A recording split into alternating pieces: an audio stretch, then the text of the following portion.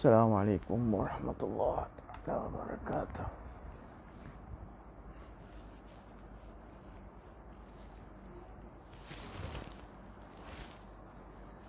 Alhamdulillah,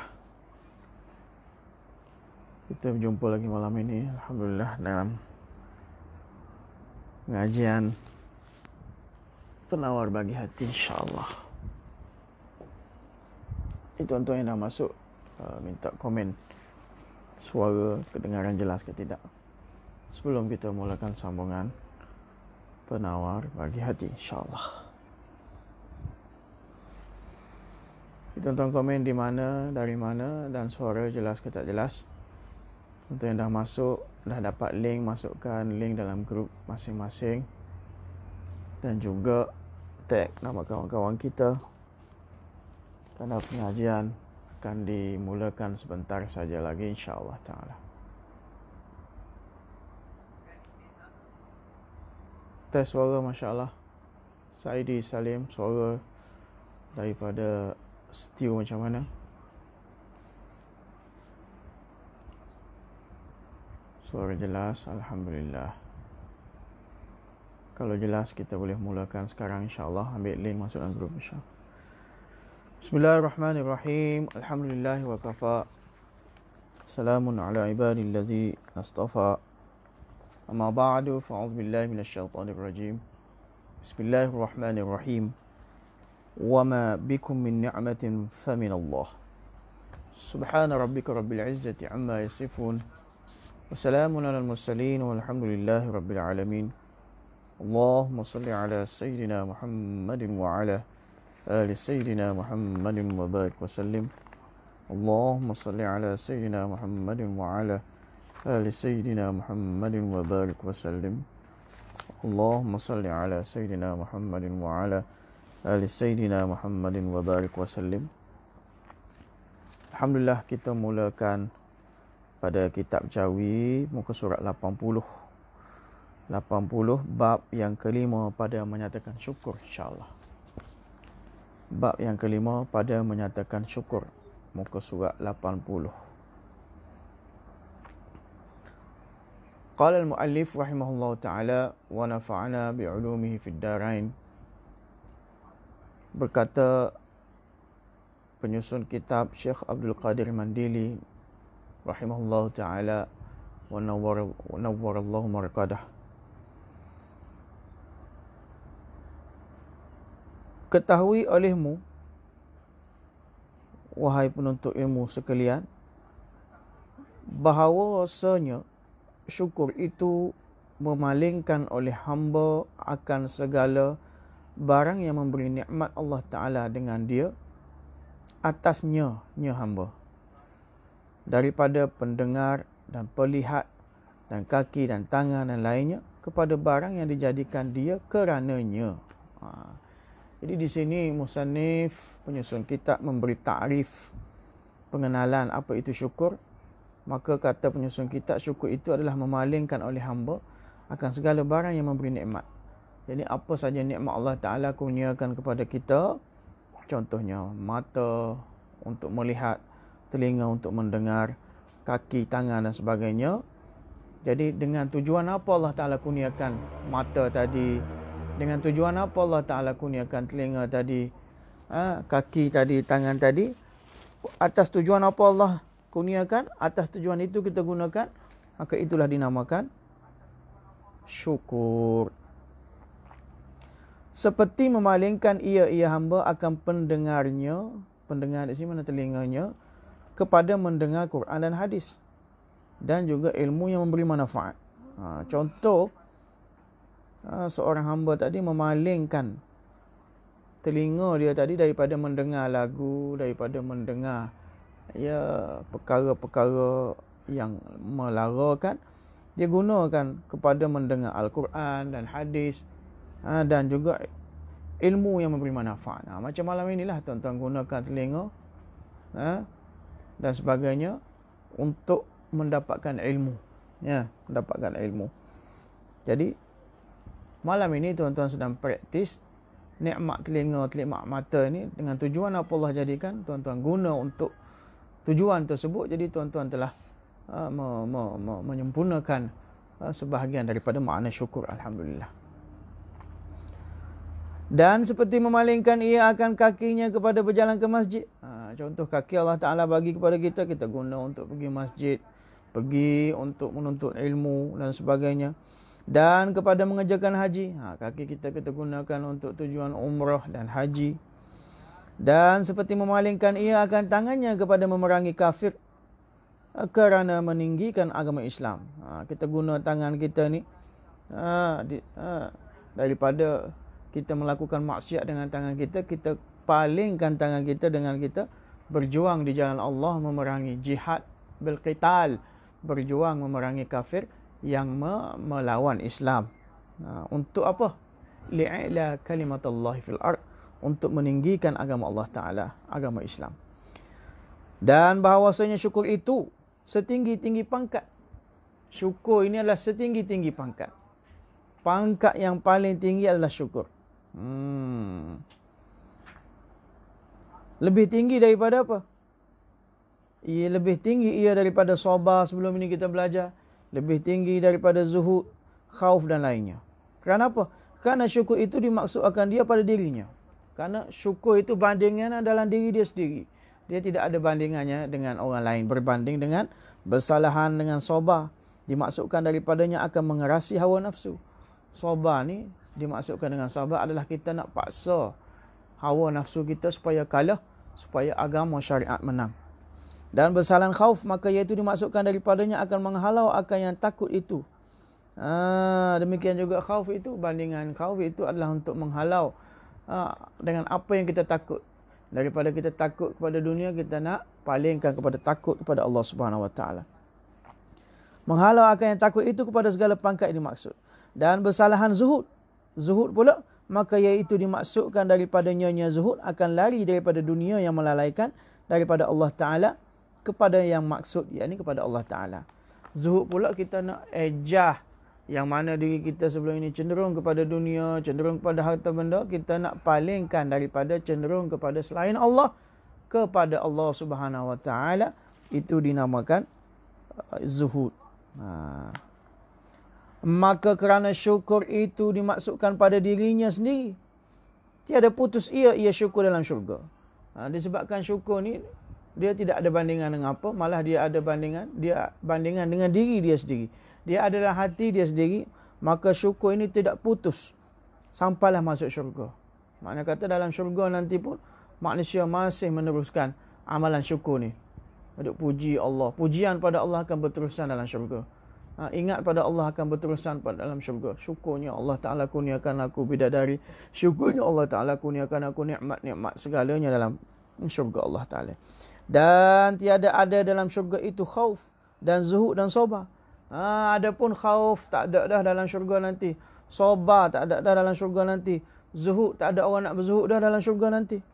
Dan kerana berkekalan syukur itu dalam syurga, maka berfirman Allah Ta'ala, wa akhiru da'wahum anil hamdulillahi rabbil alamin. Artinya dan kesudahan doa bagi ahli syurga itu bahwasanya dalam syurga nanti manusia hanya memuji Allah dan berdoa. Kesudahan doa manusia itu dalam syurga nanti adalah anil hamdulillahi rabbil alamin, bahawa segala puji tertentu khusus bagi Allah Ta'ala yang menjadikan sekalian alam. Itu saja yang terungkap di bibir-bibir ahli jannati. Mereka sentiasa memuji Allah Ta'ala. Alhamdulillahi Rabbil Alamin. Dan kerana adalah syukur itu setinggi-tinggi pangkat, tiada ada banyak mereka yang sampai kepadanya. Allah Ta'ala sendiri akui bahawa tak ramai orang yang sampai kepada makam syukur ni. Jadi tuan-tuan, bila Allah Ta'ala kata gitu, kita kena cek lah. Allah Ta'ala kata apa? Wa qalilun min ibadiyas syakur. Artinya, dan amat sedikitlah daripada sekalian hamba-Ku yang banyak syukur. Allah Ta'ala sendiri akui, Allah Ta'ala kata firman bahawa sangat sedikit di kalangan hamba-Ku ni yang bersyukur. Jadi kita kena cek lah diri kita ni.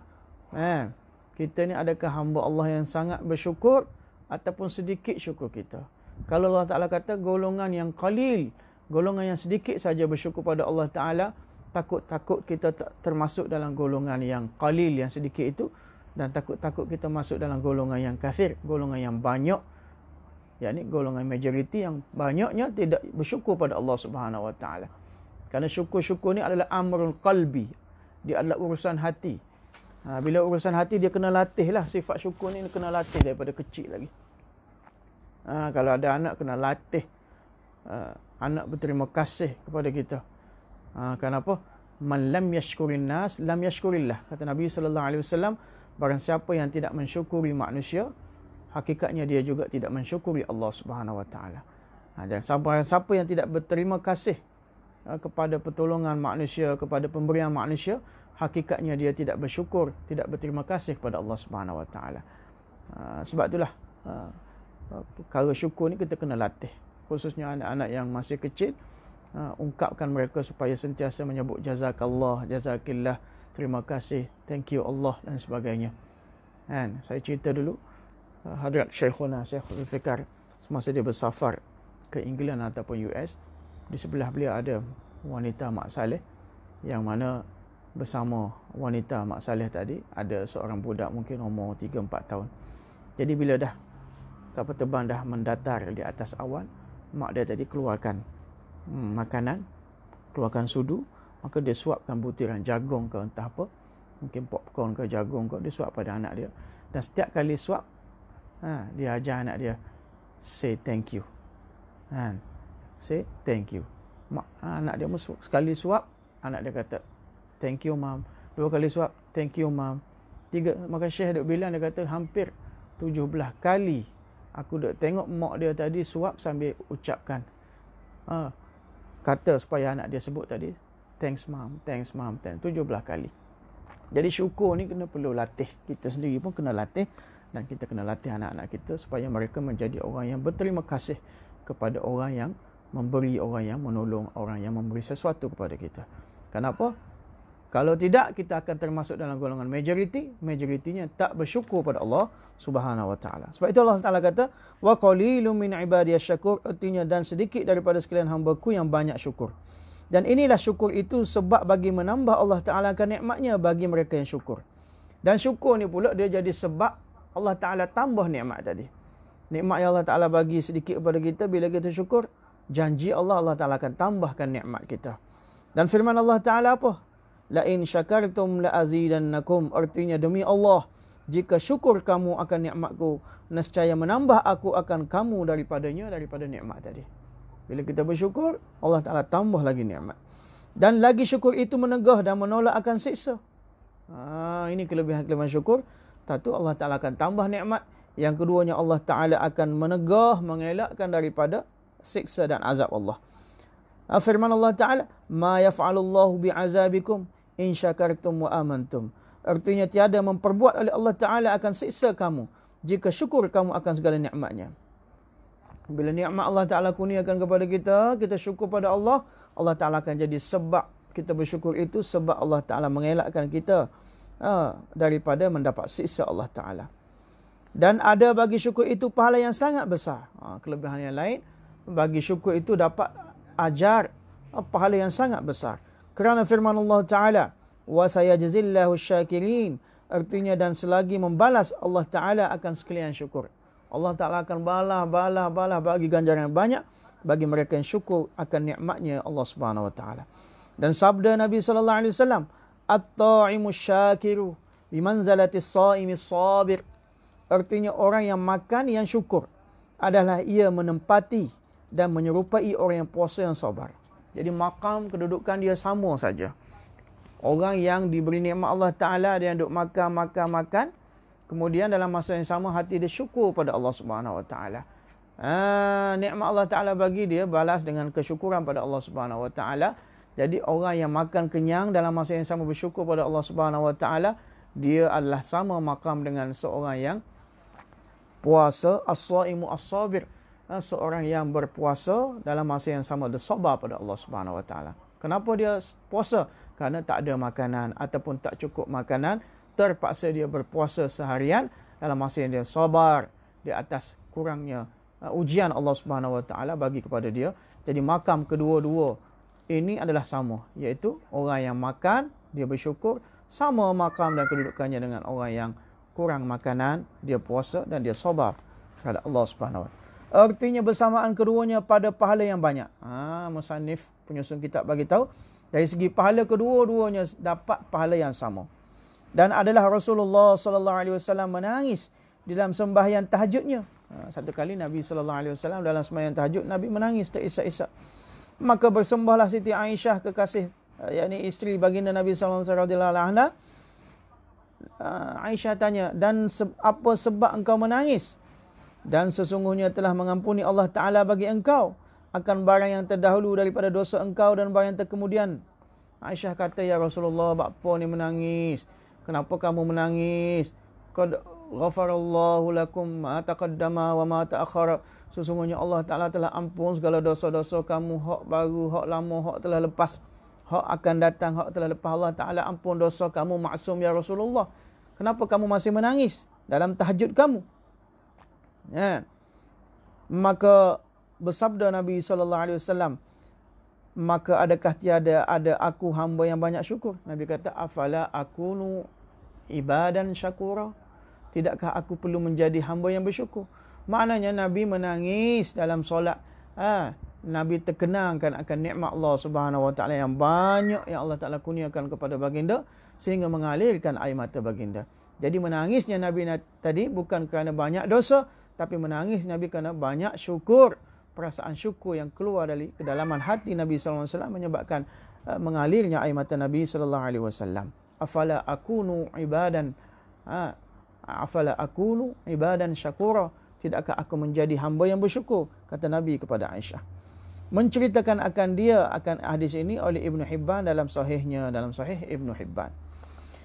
Dan ketahui olehmu bahawasanya syukur itu berhimpun ia daripada 3 perkara. Syukur ni dia majmu' terhimpun daripada 3 komponen. Pertama, ilmu. Pertama, dia kena ada ilmu, baru dia mari syukur. Yang kedua, kelakuan, action dia.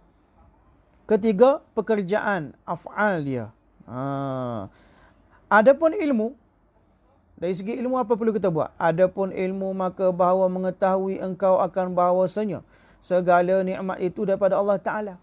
Dari segi ilmu, dari segi ilmu kita kena i'tiqad, kita kena faham bahawa segala nikmat ini walaupun nampak mari, walaupun nampak nikmat ini mari dari segi majikan kita, majikan kita bagi bonus kepada kita, walaupun nampak nikmat ini diberi oleh suami kita, walaupun nikmat ini nampak diberi melalui kerajaan, bagi air citra, air sayang ke air apa, air sayang you, nampak daripada tangan manusia. Hakikatnya nikmat itu diberi oleh Allah Subhanahu Wa Taala dan makhluk Allah Subhanahu Wa Taala sebagai asbabnya.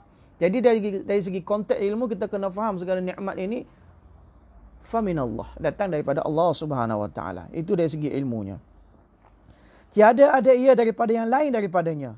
Jadi nikmat ini bukan daripada majikan kita, nikmat ini bukan daripada pemimpin, bukan daripada sesiapa-siapa, malah daripada Allah Subhanahu Wa Taala. Dan jika melihat engkau akan nikmat itu datang daripada makhluk, maka iaitu sebab jua. Walaupun kita nampak nikmat ni mari ikut suami kita, mari ikut majikan kita, mari ikut pemimpin kepada rakyat, maka itu adalah sebab semata-mata. Itu sebab saja. Hakikatnya Allah Ta'ala yang menggerakkan pemimpin, majikan, suami tadi untuk bagi sesuatu nikmat kepada kita. Menzahirkan oleh Allah Ta'ala akan nikmat ini daripadanya. Yang Allah Ta'ala zahirkan nikmat Allah Ta'ala ini melalui tangan-tangan mereka makhluk tadi. Hakikatnya tiada ada nikmat itu melainkan daripada Allah Ta'ala. Dari segi hakikatnya semua nikmat itu datang daripada Allah Subhanahu Wa Ta'ala. Demikianlah engkau hadirkan di dalam hati engkau pada tiap-tiap mendapat engkau akan nikmat. Jadi bila kita dapat nikmat, kita dapat bonus ke bulanan, kita dapat hadiah daripada suami ke, kita dapat brim daripada kerajaan ke, kita kena hadirkan dalam hati, hakikatnya daripada Allah Subhanahu Wa Taala. Demikianlah engkau hadirkan dalam hati engkau pada tiap-tiap mendapat engkau akan nikmat. Telah berfirman Allah Ta'ala. Kenapa Allah Ta'ala berfirman? وَمَا بِكُم مِّن نِعْمَةٍ فَمِنَ اللَّهِ. Artinya dalam barang yang ada pada kamu daripada segala nikmat itu, maka nikmat itu datang daripada Allah Ta'ala. Hakikatnya nikmat itu datang daripada Allah Subhanahu Wa Ta'ala. Tuan-tuan dapat hadir malam ni, mendengar ilmu. Ini juga nikmat daripada Allah Subhanahu Wa Taala. Nampak zahirnya daripada saya yang ceramah, saya yang tazkirah, tapi hakikatnya faminallah, daripada Allah Subhanahu Wa Taala. Artinya semua nikmat itu pemberinya daripada Allah Taala bagi kamu. Dan itu dari segi konteks ilmu. Dia kata ilmu ada 3 komponen. Apa itu? Syukur itu ada 3 komponen. Pertama ilmu. Yang kedua, adapun dari segi action kita, respon kita, kelakuan kita, maka engkau suka cita dengan Tuhan yang memberi nikmat serta engkau membesarkan akan dia. Dari segi kelakuan, dari segi actionnya, kita kena rasa sukalah. Rasa sukanya hati, sururnya hati, gembiranya hati di atas pemberian nikmat Allah Subhanahu Wa Taala kepada kita. Dan menghinakan akan diri engkau. Kita kena rasa hina, aku ni tak layak nak dapat nikmat ini. Aku ni sebenarnya orang yang berdosa, tak layak aku dapat nikmat ini. Itu dari segi action kita. Yang ketiga dari segi af'al, perbuatan kita.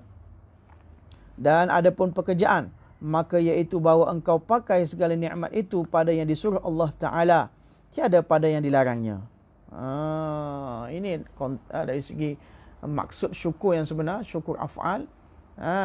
Syukur apa? Makna dia kata, kamu kena pakai segala nikmat itu pada yang disuruh Allah Ta'ala, bukan pada yang dilarangnya. Seperti engkau pakai akan mata engkau pada melihat akan Quran dan kitab hadis dan kitab ilmu. Kita guna mata yang Allah Ta'ala bagi kepada kita ni, kita guna untuk lihat Al-Quran, lihat hadis, lihat live malam ini untuk mendapat ilmu.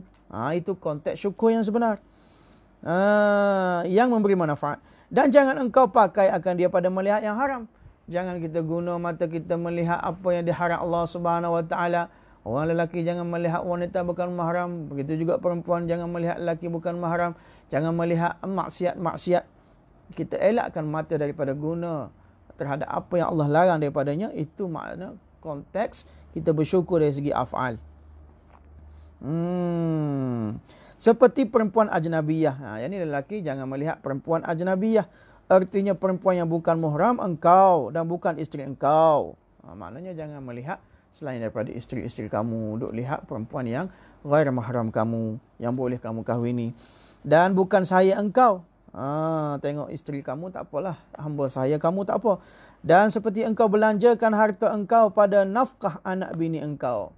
Harta nikmat yang Allah Ta'ala bagi kepada kita, kita tak guna untuk perkara haram, malah kita guna untuk nafkah anak bini, untuk infak di jalan Allah, bantu anak-anak yatim, anak-anak tahfiz dan sebagainya. Dan pada menuntut ilmu, demikian juga harta tadi kita infak untuk menuntut ilmu, dan menunaikan haji, demikian juga untuk kita gunakan pergi haji dan umrah. Jangan kita gunakan nikmat harta tadi tiada pada maksiat seperti judi dan loteri. Dan ekornya apa? Nombor ekor. Dan minum arak. Jangan kita gunakan nikmat harta tadi untuk kita beli nombor ekor, beli loteri, beli arak, segala pada benda maksiat, judi dan sebagainya. Itu dari segi 3 komponen ilmu, yang kedua tindakan kita, yang ketiga af'al perbuatan kita. Dan ketahuilah olehmu bahawasanya tiada sempurna syukur itu melainkan syukur mereka yang meluaskan Allah Ta'ala akan adanya. Kesempurnaan syukur dia bagi tahu adalah orang yang mana Allah Ta'ala luaskan kepadanya akan kewujudan Allah Subhanahu Wa Ta'ala, maka melihat ia pada tiap-tiap sesuatu itu akan hikmah dan rahsia dan yang kasih Allah Ta'ala padanya. Orang yang tinggi peringkat syukur ni, apa saja yang berlaku depan mata dia, dia melihat di sebalik itu. Yang hikmat Allah, rahsia Allah Subhanahu Wa Ta'ala. Di situ ada dalil tentang keesaan kewujudan Allah Subhanahu Wa Ta'ala. Ini erti syukur kata yang sebenar. Maka mengerjakan ia akan dia, dan bermula mereka yang tiada melihat ia akan dia, maka hendaklah melazimkan ia akan mengikut sunnah Nabi SAW. Jadi kalau kita tak nampak hikmat di sebalik apa saja kurniaan Allah Subhanahu Wa Ta'ala, tak nampak rahsia di sebalik kurniaan nikmat Allah Subhanahu Wa Ta'ala, paling at least kita kena ikut sunnah Nabi SAW dalam setiap pekerjaan kita. Apa sunnah Nabi bila dapat hadiah? Apa sunnah Nabi bila orang tolong kita? Apa sunnah Nabi bila dapat nikmat? Kita ikut sunnah Nabi, maka di sana kita dapat pangkat orang yang bersyukur pada Allah Subhanahu Wa Ta'ala. Kerana di dalamnya sunnah tadi beberapa hikmah dan rahsia sekalipun tiada mengetahui kita akan dia. Kenapa? Di dalam sunnah itu sudah tentu ada hikmah, ada rahsia yang mana kita pun walaupun kita tak tahu, di dalam sunnah sudah tentu ada kejayaan. Dalam sunnah sudah tentu ada hikmah yang kadang kita tak memahaminya. Dan bahawasanya mereka yang mengerjakan maksiat itu telah kufur ia akan beberapa banyak daripada nikmat Allah Ta'ala. Orang yang melakukan dosa dan maksiat sebenarnya dia telah kufur akan nikmat Allah Subhanahu Wa Ta'ala begitu banyak sekali. Sekalipun maksiat itu dosa kecil. Walaupun dia melakukan dosa yang kecil saja, maksiat yang kecil saja. Seperti apa? Seperti orang yang melihat kepada perempuan ajnabiyah. Orang lelaki yang tiap-tiap hari duk melihat wanita tempat kerja dia, tak jaga mata, duk lihat wanita bukan mahram. Ataupun pergi pasar, mall mana-mana terlihat wanita bukan mahram. Dia anggap itu dosa kecil saja. Tapi sebenarnya dia mengkufuri nikmat mata yang dikurniakan Allah Subhanahu Wa Ta'ala. Kerana apa? Maka telah kufur ia akan nikmat mata. Jadi bila dia tak jaga mata melihat apa yang dilarang Allah Subhanahu Wa Ta'ala, maknanya dia tak syukur dalam konteks nikmat mata tadi, dia sebenarnya telah kufur dari segi sudut konteks mata nikmat yang Allah Ta'ala kurniakan pada dia. Maka telah kufur ia akan nikmat mata. Dan telah kufur ia akan nikmat cahaya matahari. Kenapa nak lihat tadi? Kena ada mata. Kalau mata tak ada, cahaya matahari juga tak nampak. Jadi dua perkara dia kufur. Kufur nikmat mata, kufur pula nikmat cahaya matahari. Dan telah kufur ia akan segala nikmat yang tiada sempurna melihat melainkan dengan dia. Kemudian dia kufur juga segala nikmat-nikmat lain yang mana dia tak dapat melihat nikmat tadi melainkan dengan dia. Yakni mata lah. Segala nikmat yang tiada sempurna melihat melainkan dengan seperti mata. Dia kata seperti matanya dan matahari. Nak melihat ni pertama kena ada mata. Yang kedua kena ada cahaya matahari. Dan langit, matahari pula nak ada. Kena ada langit tempat dia. Kerana tiada sempurna melihat melainkan dengan mata. Dan tiada sempurna matahari dan cahayanya melainkan dengan langit. Jadi dia berhubung kait belaka. Jadi bila kita tak guna mata kita untuk bersyukur pada Allah Ta'ala, malah kita melanggar perintah Allah Ta'ala, melihat wanita bukan mahram dan sebagainya, kita telah kufur nikmat mata, telah kufur nikmat matahari, cahaya matahari, kufur nikmat langit pula. Dia berhubung kait habis. Dan kias olehmu atas ini akan segala maksiat yang lain. Demikian juga kita kias telinga kita bila kita mendengar lagu yang lara, mendengar umpatan, mendengar hasutan, mendengar orang bercerita buruk tentang orang lain. Banyak benda yang kita kufur daripada nikmat telinga yang Allah bagi. Kiaslah pada telinga, tangan, kaki, hati dan segalanya. Kerana tiada dapat mengerjakan satu maksiat melainkan dengan beberapa sebab dan beberapa nikmat. Demikian jugalah bila kita nak melakukan maksiat tadi. Contohnya maksiat mata tadi. Bila kita melihat perempuan ajnabiyah, maka kita telah kufur dari segi konteks mata kita pada Allah Subhanahu Wa Ta'ala dan asbab-asbab yang lain. Dengan beberapa sebab dan beberapa nikmat. Yang melazimkan oleh ada semuanya akan menjadikan langit dan bumi. Dan bahawasanya tiada sempurna syukur melainkan daripada mereka yang menunaikan ia mereka tadi akan dia dengan ikhlas. Jadi kesempurnaan syukur itu bila dia syukur tadi mari dengan perasaan dalam hati dia ikhlas khalisatan lillahi ta'ala. Khulus, tulus, hanya semata-mata kerana Allah Subhanahu Wa Ta'ala. Syukur dia tadi pun ikhlas, bukan syukur menunjuk-nunjuk, bukan syukur riak, sum'ah dan sebagainya. Kerana apa? Kerana Allah Ta'ala ketunggalannya. Kerana apa? Segala-galanya dia buat syukur tadi semata-mata untuk Tuhan yang esa, Tuhan yang tunggal. Wahdaniyah kita belajar dalam tauhid kan. Wahdaniyah fil af'al, wahdaniyah fil zat. Wahdaniyah fil sifat. Tiada kerana sesuatu yang lain daripadanya. Bukan kita syukur tadi bukan nak menunjuk pada orang lain. Bukan kita syukur nak sum'ah, riak menunjuk pada orang lain. Malah khalisatan lillahi ta'ala. Khalis kerana Allah Subhanahu Wa Ta'ala. Maka kerana yang demikian hendaklah menyebut hamba akan ikhlas. Wallahu alam. Maka disebabkan ikhlas inilah hamba, yakni Tuan penyusun kitab Syekh Abdul Qadir Jalani Mandili ni. Dia kata sebab itulah lepas ni aku nak cerita bab ikhlas pula. Tak sempurna khauf, zuhud dan sebagainya, syukur, sabar, melainkan semua itu dibuat atas dasar ikhlas, ya batari limardatillah, untuk mencari keredaan Allah Subhanahu Wa Ta'ala. Maka lepas itulah bab yang ke-6 pada menyatakan ikhlas. Kita akan sambung nanti pada pengajian akan datang, insya-Allah 2 hari selepas ini kita sambung bab ikhlas. Mudah-mudahan Allah Subhanahu Wa Ta'ala bagi hakikat syukur kepada kita. Apa saja nikmat yang Allah Ta'ala kurniakan kepada kita, maka kita syukur pada Allah Subhanahu Wa Ta'ala. Kita orang miskin, kita syukur orang kaya, kita syukur kita rakyat, kita syukur pemimpin, kita syukur segala keadaan kita. kita syukur pada Allah Subhanahu Wa Taala, makam syukur itu lebih tinggi daripada makam sabar, makam khauf, makam zuhud dan sebagainya. Mudah-mudahan Allah Taala bagi hakikat syukur kepada kita dan seluruh umat Nabi sallallahu alaihi wasallam. Wallahu a'lam wa ilmuhu atam. Bismillahirrahmanirrahim. Allahumma faqihna fid din wa 'allimna at-ta'wil wahdina ila sawa'is sabil. Rabbi zidna 'ilma warzuqna fahma. Allahumma maghfiratuka awsa'u min dhunubina wa rahmatuka arja 'indana min a'malina. Allahumma yassir lana umurana kullah. Allahumma inna nas'aluka rabbal 'arsyil 'azim wa natawassalu ilayka bi nabiyyikal amin an tashfiyana wa an tashfiya mardana kullah. اشفنا واشفهم شفاء كاملا وعاجلا غير آجل شفاء لا يغادر سقما. اللهم نور قلوبنا بعلمك واستعمل أبداننا بطاعتك برحمتك يا أرحم الراحمين. ربنا آتنا في الدنيا حسنة وفي الآخرة حسنة وقنا عذاب النار. سبحان ربك رب العزة عما يصفون سلام على المرسلين والحمد لله رب العالمين. جزاكم الله خير الجزاء. السلام عليكم ورحمة الله وبركاته. Kita jumpa malam lusa insya-Allah. Assalamualaikum.